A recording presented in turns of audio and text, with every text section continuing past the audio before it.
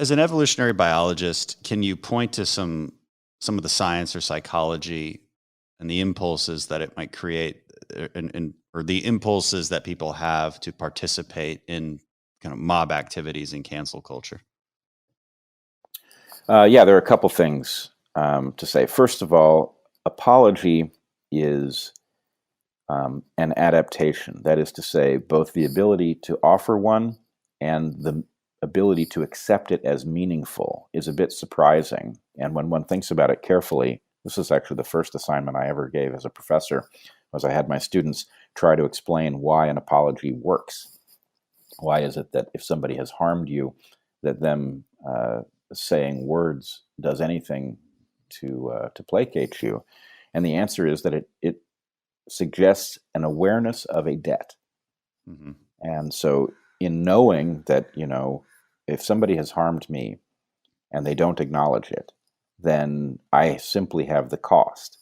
If they have acknowledged that they harmed me and they've explained to me what they did wrong in their own words so that I know that they understand it, then not only is there an implication that they owe me for the harm that they have done, but there is also the ability, if they do it again, to say, you knew this was wrong, right? So it changes things going forward. So it's a very potent force. But because it's a potent force, it is easy to co-opt it.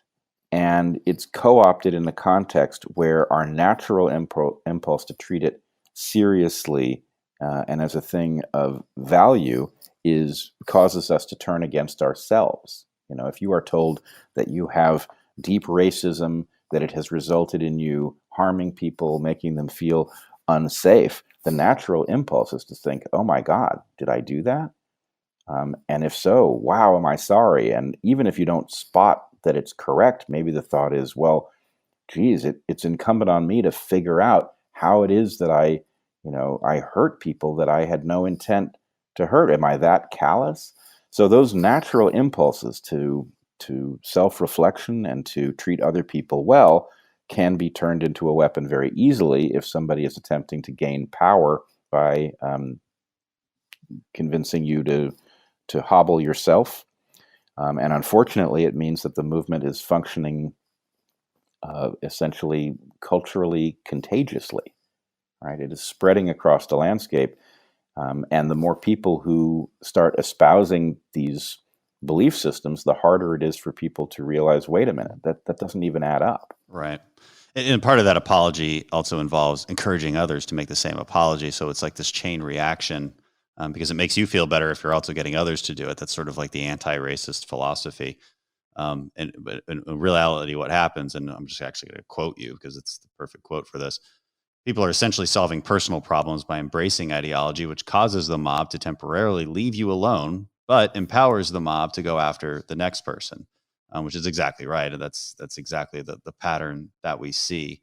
And this kind of leads to, this revolution. And you call it a horizontal revolution taking place in the US, I suppose, as opposed to a vertical revolution. And I think I know what you mean by that, but I'll maybe ask you.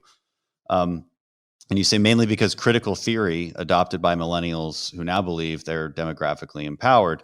And so you've mentioned critical theory a couple times. Maybe we should define that real quick. And also, what do you mean by horizontal revolution? Is it really that bad? I agree with you, by the way. It is that bad, and it's exactly what they're after. So critical theory, I believe, has an honorable origin. It started as an investigation of systemic biases in our courts against some races and for others. And the truth is that the patterns are actually quite shocking.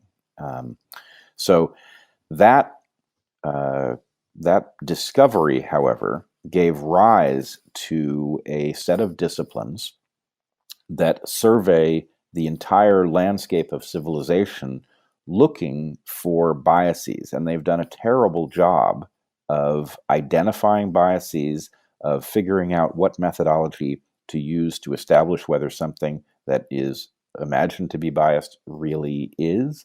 And they've given rise to a number of different sub-disciplines. So queer theory, critical race theory, women's studies, all of these basically oppression-based disciplines are searching the landscape for grievances. And the problem is, if you want to identify whether or not there has been an injustice, you need a methodology capable of identifying when the appearance of injustice doesn't indicate that there actually is one. In other words, it's perfectly possible to give somebody a lascivious look. It's also possible for somebody to imagine that you've given them a lascivious look when you haven't. Right. And so there has to be some mechanism for testing whether or not the perception of a harm reflects an actual reality. Or whether a disparity even means a discrimination. Right. Whether the disparity is real and whether it arises from any sort of biased process. So, for example, I used to use the example that cycling is racially non-representative. That black cyclists are disproportionately rare in casual cycling circles. I can't speak to competitive cycling, though I suspect it's similar. But in casual circles, you will see fewer black cyclists than you would expect based on their percentage of the population. But we can be pretty darn certain that that's not because there's anything about bike lanes or trails that discriminates against black cyclists. And I can tell you, having been in bike culture for my entire adult life, that there is nothing inside of bicycle shops or bicycle clubs that is anti-black. In fact, the opposite would probably be true, that because it's a white sport and the people who inhabit it are very frequently liberals, there would be a desire to bring blacks in when it was possible. And so to the extent that there's a disparity, it owes to something else. My guess would be it owes to something like access to safe, fun places to cycle, which has resulted in cycling being less prominent in black communities, not because anybody doesn't want blacks involved, but because maybe it may in fact owe to some past racism. In other words, the economic disadvantages that result in you living in some place where cycling is not as appealing may ultimately be rooted in some historical bias, but it's not modern racism among modern people, and therefore you would want to sort this out very carefully. But instead of doing that, there is the assumption that if there is a gap in a racial gap in the prevalence of a population inside something like cycling, that it must owe to modern racism. And I kid you not, I just ran across this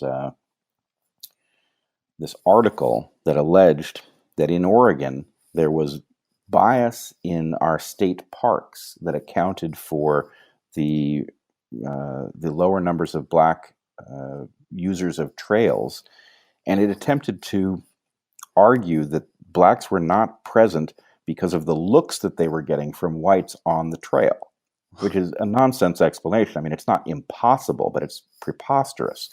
So we have gotten to a place, as a result of these critical theory disciplines and their lack of a methodology, where every discrepancy is going to be presumed to arise from some sort of bias somewhere in modern people's minds that amounts to bigotry and discrimination, which just simply isn't the case.